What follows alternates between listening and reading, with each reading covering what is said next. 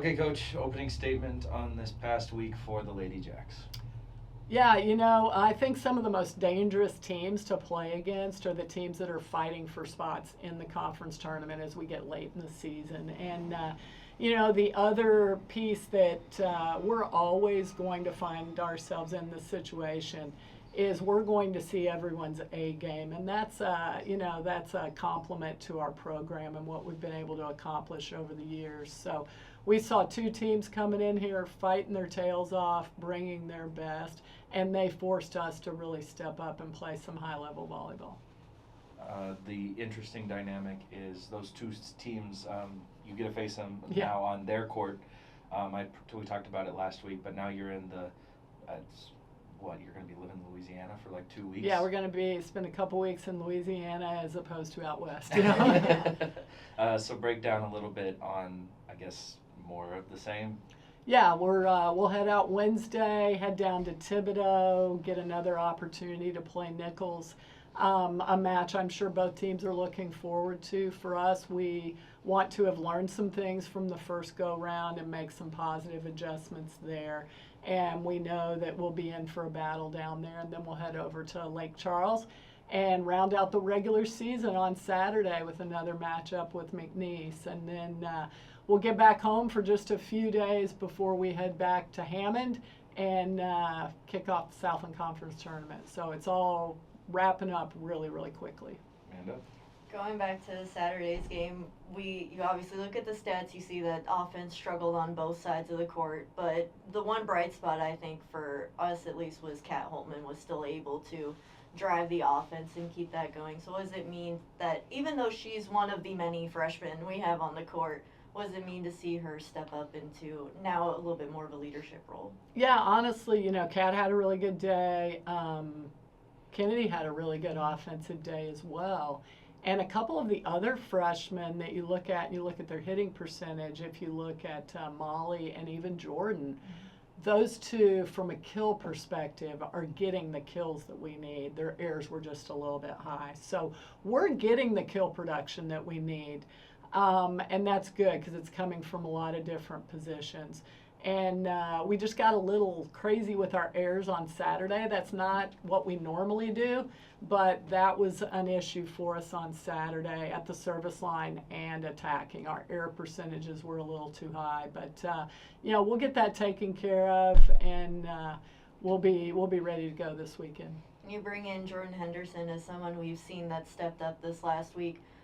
Came into that McNeese game, got obviously a career high in kills, but also had 5 blocks on the net. So what does that mean to just, even though with Bella not being able to play, having somebody like Jordan to step up and fill that role, especially defensively, what does that mean for you guys? Yeah, Jordan's a ridiculously talented athlete. She is super quick, super jumpy. We're working on that arm swing still, but she brings some pace. I mean, she has put some balls away during her brief stint in full-time action. And she's a player that has, from the beginning of the season to now, she has taken so many steps forward. And each match, each day of the week, she just continues to get better and better. So she's doing a really nice job for us, and the future's very bright for her. I offer this just as a kind of pre-regular season wrap-up. And this is a weird thing because I'm about to say that it's a season of growth and it's a season of development for a majority of your roster, but also for you guys as a staff. When you say that about athletic teams, what I next say usually doesn't happen. You're 20-7, 12-2 conference record, and you're sitting like seed locked up in the conference tournament already. What does that say about like resiliency for the girls, resiliency of the staff, to say, yeah, we're still growing, we're still developing, we're still figuring it out, but yet you've crossed the 20-win threshold again and have only 7 losses to your mark, which is against some highly capable opponents.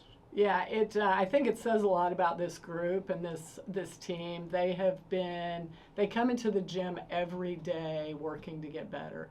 And we have a lot of room for growth still, but where we are now and where we started, totally different. I'm pleased with how we've been progressing. You know, as a coaching staff, you want it to all happen right now, but realistically, we know that's not what's going to happen. So have we been taking those big steps forward each week throughout the season? Yes, we have. Do we need to continue taking those steps over these next few weeks? Yes, we absolutely need to.